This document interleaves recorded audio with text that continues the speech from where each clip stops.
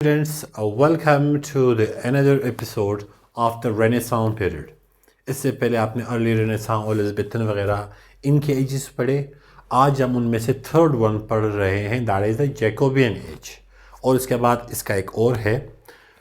इस लेक्चर्स में आपने स्टार्ट से ही नोटिस किया होगा, जो स्टार्ट के लेक्चर्स थे लिटरेरी इराज के, उस पर मैं ज़्यादा फोकस्ड नहीं रहा हूँ और आपने भी उतना ही होना है जितना मैंने वहाँ पे पढ़ाया है। यानी अगर आप देखें एंग्लो सैक्सन्स का टाइम पीरियड है, एंग्लो नॉर्मन्स का है, that is not really important. Renaissance period जो है ये इंपॉर्टेंट है। इसमें आप ये भी पढ़ेंगे, इसके अलावा और भी आप चीज़ें पढ़ सकते हैं। जो आपको मैं हाइलाइट्स दे रहा हूँ आपने वो डिटेल से पढ़नी है, क्योंकि मोस्ट प्रोबेबली यही क्वेश्चन आएंगे। तो अब हम इसको स्टार्ट करते हैं, जैकोबियन एज को। आप अगर प्रीवियस पेपर्स उठाएँ, आपको एक नाम आएगा आपके सामने, शेक्सपियर का। और शेक्सपियर में आप देखेंगे ट्रेजडीज़ का बड़ा जिक्र होता है, और लास्ट पेपर्स में अक्सर क्वेश्चंस आ जाता है कि शेक्सपियर की ट्रेजडीज़ में ये खून खराबा, ये किलिंग वगैरह, ये सारी चीज़ें क्यों हैं। तो वो जवाब आज आपको मैं थ्रू दिस एज दूंगा। So what happens before the Jacobean age, there was the age of the Elizabeth, queen Elizabeth. अब क्या होता है, क्वीन एलिज़ाबेथ की डेथ हो जाती है, वो फौत हो जाती है, और वो अनमेरिड थी, उनकी शादी नहीं थी, तो कोई उनका वारिस नहीं था, HEIR जिसको बोलते हैं, वारिस नहीं था। अब क्या होता है कि इंग्लैंड को जो है कोई ना कोई चाहिए रूलर। देन व्हाट हैपेंस, पहले इंट्रोडक्शन में देखते हैं। During rain of king James one of England, ये इस टाइम अब कौन रूलर बना है, किंग जेम्स बना है। और इसको जैकोबियन एज इसलिए कहा जाता है, ये एक लैटिन वर्ड से निकला हुआ है। Jacobean comes from Jacobus, right, the Latin form of James. James को लैटिन जुबान में जैकोबस कहा जाता है, तो इसलिए उन्होंने फिर किंग को जहन में रखते हुए ये नाम इसको दिया गया, जैकोबियन एज। तो अब क्या होता है कि इन 1603 James 6 of Scotland became James 1 of England. तो इनका अपना कोई वारिस नहीं था, और ये जो जेम्स है ये किंग है कहाँ का, स्कॉटलैंड का, राइट। एंड किंग जेम्स 6 जो है वो स्कॉटलैंड का किंग होता है। अब जब इनका वारिस नहीं है, तो ये जेम्स जो है ये क्वीन एलिज़ाबेथ का कोई दूर का रिश्तेदार होता है, तो वो आ जाता है और वो इंग्लैंड का किंग बन जाता है। यहाँ पे आप देखिए मैंने लिखा है इन 1603 एज स्टार्ट होगी इसकी। James 6 of Scotland became James 1 of England, कि ये जेम्स 6 था वहाँ पे स्कॉटलैंड में, छठा किंग था, वो यहाँ आके जेम्स 1 बन गया, और पहला जो है रूलर यहाँ पे ये बन गया इंग्लैंड में। Uniting the England English and Scottish crowns, इसने इनको यूनाइट किया और इनका एक रूलर ये बन गया। The period was marked by political uncertainty, court corruption and religious conflicts. ये जो पीरियड है जैकोबियन एज, रेनेसां पीरियड में, इसको मार्क किया जाता है पॉलिटिकल अनसर्टेनिटी। कोई अनसर्टेनिटी कहा जाता है when things are not clear, कि क्या होगा, क्या नहीं हो रहा है, और चल क्या रहा है, जब आपको चीज़ों का पता नहीं होता, जिस तरह से माशाल्लाह से पाकिस्तान में है। और कोर्ट की हालत इंतहाई बुरी, करप्शन पीक पे है, एंड रिलीजियस कॉन्फ्लिक्ट्स, और मजहबी कॉन्फ्लिक्ट्स भी हैं इस एज में। ये इसके हिस्टोरिकल बैकग्राउंड में आप लिखेंगे। इन सिंपल वर्ड्स में आपको बताऊंगा कि 1603 में जेम्स 6 जो था स्कॉटलैंड का, वो आया, जेम्स 1 बन गया कहाँ का, इंग्लैंड का, उसको रूल करने लगा। और इस एज में जो है पॉलिटिकल अनसर्टेनिटी बहुत ज़्यादा थी, कोर्ट के इश्यूज थे, करप्शन थी, और रिलीजियस कॉन्फ्लिक्ट्स थे। ये इस एज की है। अब क्या है यहाँ पे इंपॉर्टेंट इवेंट्स में हम आते हैं, that is the gunpowder plot 1605, an event attempt to blow up parliament. अब क्या हुआ, यहाँ पे इनकी एक पार्लियामेंट है, आपने इसके सीन को थोड़ा सा समझना है। अब इंग्लैंड में सिचुएशन ऐसा है कि किंग जो है वो अपनी जगह पे है, उसके नीचे एक पार्लियामेंट है, पार्लियामेंट के अपने मेंबर्स हैं। तो ये मेंबर्स करते हैं क्या, उस एरिया में, उस सल्तनत में जो भी कुछ होता है, वो जिस तरह पार्लियामेंट करती है नॉर्मली, वो पूरे स्टेट को कंट्रोल करती है, उसके डिसीजंस करती है।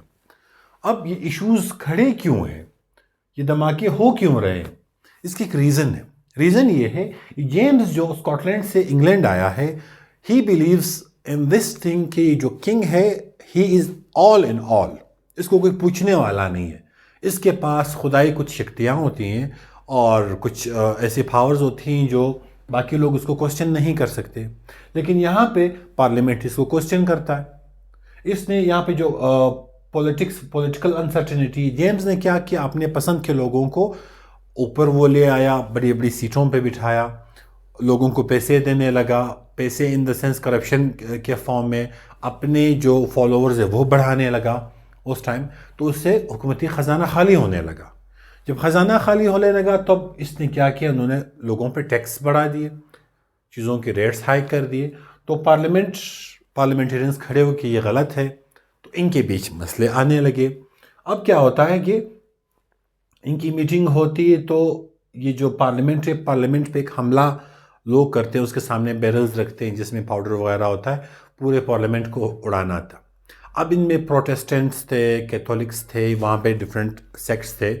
वो जेम्स को ख़त्म करना चाह रहे थे कि ये मर जाए तो हम अपनी पसंद का एक बंदा ले आए। तो ये इनका प्लान था, लेकिन वो बंदा पकड़ा गया और ये ब्लास्ट ना हो सका। Then growing tension between the monarchy and parliament. Monarchy यही जेम्स है, और पार्लियामेंट जो पार्लियामेंटेरियंस इनकी भी टेंशन थी। Fear of conspiracy and betrayal, ये कॉन्स्पिरेसी और बिट्रेयल यानी साजिश करना और धोखा देना, ये खौफ जेम्स को और ज़्यादा होने लगा। पहले ही वॉज ओके फाइन, ठीक है चल रहा है। जब से ये गन पाउडर वाला प्लॉट उन्होंने बनाया 1605 में, तब से जेम और सिक्योर रहने लगा, बहुत डरने लगा। तो अनसर्टेनिटी सिचुएशन में खौफ है, साजिश है। जब आपके पास ये खौफ आ जाता है कॉन्स्पिरेसी का और बिट्रेयल का, तब आप सुकून से टाइम नहीं गुजार सकते, क्योंकि वुड बी फीलिंग किसी भी टाइम मेरे खिलाफ साजिश हो सकती है और किसी भी टाइम मुझे धोखा दिया जा सकता है। सो these conditions deeply influence the dark tone of the Jacobean literature. Jacobean literature में अक्सर जो टोन है पोइट्स और राइटर्स का, वो डार्क रहा है। वो इन चीज़ों की वजह से रहा है कि वहाँ पे चीज़ें नॉर्मल नहीं थी। अब हम आते हैं इसके एज कैरेक्टरिस्टिक्स पे। मोस्ट प्रोमिनेंट है pessimism and moral complexity. Pessimism, like there are these two things, optimism and pessimism. Optimism जब आप कुछ अच्छा सोचते हैं, पॉजिटिव थॉट्स रखते हैं किसी भी चीज़ के बारे में, और पेसिमिज्म जो है दैट इज़ नेगेटिव। तो लोगों में पेसिमिज्म जो है वो बढ़ गया। एंड मॉरल कॉम्प्लेक्सिटी, आपको चीज़ें नहीं थी क्लियर कि मॉरली ये चीज़ अच्छी है, बुरी है, करनी चाहिए, नहीं करनी चाहिए। Unlike the optimism of the Elizabethan age, Jacobean literature reflects. Elizabethan में बड़ी ऑप्टिमिज्म थी, लोग बड़ा अच्छा सोच रहे थे, बड़ी अच्छी चीज़ें हो रही थी। बट जैकोबियन में ऐसा नहीं थी। तो जैकोबियन में क्या था? Disillusionment, corruption in the society and politics, moral ambiguity, a darker view of human nature. ये सारी चीज़ें जो हैं ये आपको जैकोबियन एज में नज़र आएंगी। एवरीवन वाज डिसइल्यूजन्ड, करप्शन है सोसाइटी में, पॉलिटिक्स में, दुनिया की हर गलत चीज़ उस टाइम वहाँ पे पाई गई। और मॉरल एम्बिग्विटी है, आपको नहीं पता, you are ambiguous about it, about the morals. जब आप मॉरल एम्बिग्विटी में आते हैं, आपको ये नहीं पता होता कि ये चीज़ सही है, ये गलत है, आप उसमें तमीज़ भूल जाते हो। Second one is the development of tragedy. अब इसमें ट्रेजिडी जो थी वो डेवलप होने लगी। Like Jacobean drama is famous for, किस चीज़ पे फेमस है? रिवेंज ट्रेजिडीज, बदला लेने की जो ट्रेजिडीज है वो इसमें है। वायलेंस, मर्डर एंड बिट्रेयल, ये चीज़ें आपको कहाँ नज़र आ रही? शेक्सपियर के प्लेज में आपको नज़र आएंगी। और भी राइटर्स हैं, लेकिन Shakespeare is the prominent among them. Then exploration of psychological conflict, psychological issues आने लगे। Complex villains and anti heroes, ये सारे एलिमेंट्स आप देखें डेवलपमेंट ऑफ ट्रेजिडी में, यहाँ पे इस एज में भी आ रहे हैं, आपके प्लेज में भी आ रहे हैं, और शेक्सपियर की कैरेक्टरिस्टिक्स में भी ये सारी चीज़ें आपको दिखाई देंगी। अब कॉमन थीम्स क्या है इस एज के? पावर एंड एम्बिशन, यानी पावर की जंग थी, एम्बिशन की थी। ग्रीड एंड करप्शन, सॉरी ये ट्रेजिडी की चल रही है। Grid and corruption, revenge and justice, appearance versus reality. ये आपको ट्रेजडीज में ये वाले थीम जो हैं ये नज़र आएंगे। आगे जाके जब हम प्लेस पढ़ेंगे तब हम ये वाली थीम्स डिस्कस करेंगे। अब एक आता है realism and social criticism. Realism हकीकत पसंदी को कहा जाता है, एंड सोशल क्रिटिसिज्म इज़ कि जब आप सोशली किसी को क्रिटिसाइज करते हैं, लाइक राइटर्स ओपनली क्रिटिसाइज। इसमें फिर राइटर्स जो है वो उठ गए, उन्होंने काम शुरू कर लिया। किस चीज़ को क्रिटिसाइज किया? Royal courts. जो जेम्स था उनको राइटर्स ने ओपनली क्रिटिसाइज करना शुरू कर दिया कि तुम क्या कर रहे हो, like what are you doing. Then political hypocrisy was there, social injustice, ये सारी चीज़ें फिर यहाँ पे इस एज में थी। This realism makes this age more intense and disturbing than the earlier works. ये रियलिज्म जो है, जब आप हकीकत पसंद हो जाते हो फिर तो ये इश्यूज आएंगे। जब तक आप अंधे हैं, आपने अपने आप को एक फूल पैराडाइज में रखा हुआ है, तब तक तो चल रहा है।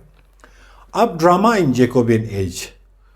अब हम ड्रामा का जिक्र करेंगे, पोइट्री का जिक्र भी आगे जाके हम करेंगे कि इस एज में ड्रामास का क्या है। आपको बैकग्राउंड इंट्रोडक्शन में थोड़ा सा आगे कि जैकोबियन एज क्यों कहा जाता है, हिस्टोरिकल बैकग्राउंड इसका क्या है, इंपॉर्टेंट इवेंट्स क्या हुए हैं, थीम्स क्या हैं, ट्रेजेडी कैसे डेवलप हुई, और उसके बाद अब हम ड्रामा देखेंगे इस एज में। तो मेजर ड्रामेटिस्ट, जो बड़े बड़े ड्रामेटिस्ट थे, वो इसके कौन थे? The first one top of the list is William Shakespeare. Examination point of view से इनकी लाइक बायोग्राफी आपने थोड़ी बहुत पढ़नी कि कौन थे, क्या थे, और इनके लिटरेरी जॉनरास में जिन जिन पे इसने काम किया। दैट इज़ द, अब कॉमेडी पे आप देख सकते हैं, ट्रेजेडीज़ पे आप देख सकते हैं, जो जो भी इनकी हैं, हिस्ट्री वगैरह। हिस्ट्री कुछ ज़्यादा नहीं आती, पर कॉमेडीज़ और ट्रेजेडीज़ ये चीज़ें लाजमी आती हैं। अच्छा, अब इनके ट्रेजेडीज़ में क्या है? मैकबेथ इनकी बहुत बड़ी ट्रेजेडी है, किंग लेयर है, ओथेलो, द टेम्पेस्ट, ये सारे इनकी ट्रेजेडीज़ है। ये हम इंशाल्लाह एक एक करके इसको कवर करेंगे, लेकिन आपको अभी फ़िलहाल नाम पता होने चाहिए कि इनकी ट्रेजेडीज़ हैं। इनके फीचर्स क्या थे? Deep psychological insight, tragic heroes with fatal flaws. बहुत सी डीप साइकोलॉजिकल चीज़ें इसमें थी कि आपको इन सिंपल वो शायद समझ ना आ रही हो। और आपका एक हीरो होता है इनकी ट्रेजेडीज़ में, वो ट्रेजिक होता है। और ट्रेजिक क्यों होता है? With fatal flaws. उसमें लाइक हीरो तो है, जिस तरह से आप मैकबेथ की एग्जांपल लें, वो हीरो था, स्टार्ट में आपने देखा जंग जीत के आ रहा था वगैरह वगैरह जो भी इसका था, लेकिन उसमें फैटल फ्लॉ था, जिसकी वजह से वो आखिर मारा गया। Dark atmosphere and moral tension, यानी इसमें जो एटमॉस्फेयर है वो डार्क है, और इसमें जो मॉरल टेंशन वगैरह, आप मैकबेथ की एग्जांपल आप लें, जब उसने किंग डंकन को मारा तो एक मॉरल टेंशन में आ गई, मैंने क्या कर दिया, राइट। अब हम इसका आगे से देखते हैं।